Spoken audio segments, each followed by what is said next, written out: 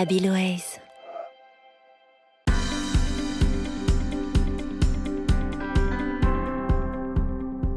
Imaginons deux pouvoirs adjudicateurs qui souhaitent travailler ensemble. Est-ce qu'un marché public doit être lancé pour ce faire?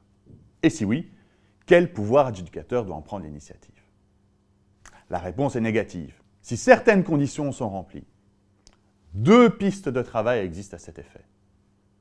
Les pouvoirs adjudicateurs peuvent ainsi collaborer dans le cadre d'une relation in-house, comme le font quotidiennement les communes avec leur intercommunale dont elles sont associées. Jusqu'il y a peu, cette théorie était l'œuvre des juridictions, en particulier de la Cour de justice de l'Union européenne. Désormais, la réglementation consacre textuellement celle-ci et a étendu les hypothèses de son application.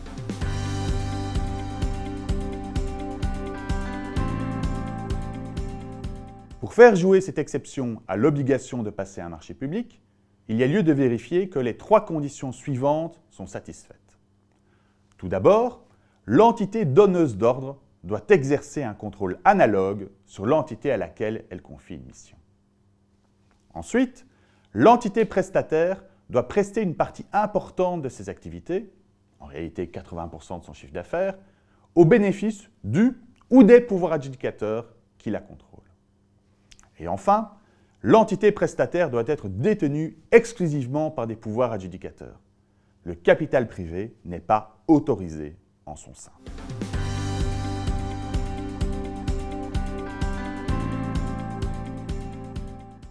Seconde possibilité pour travailler ensemble et donc hors marché, conclure une coopération public-public.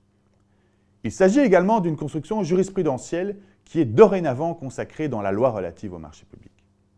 Ainsi, un contrat conclu exclusivement entre pouvoirs adjudicateurs ne relève pas du champ d'application de la réglementation de la commande publique, si certaines conditions sont réunies.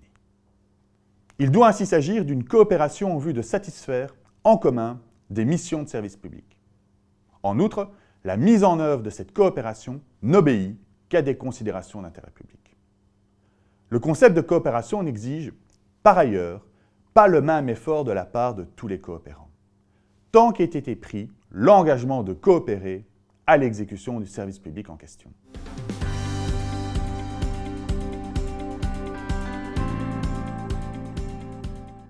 Pour aller plus loin, un exercice.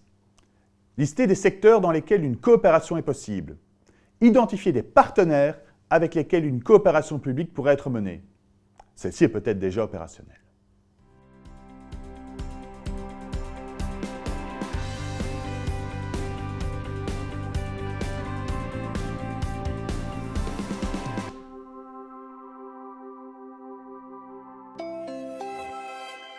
Abiloaise.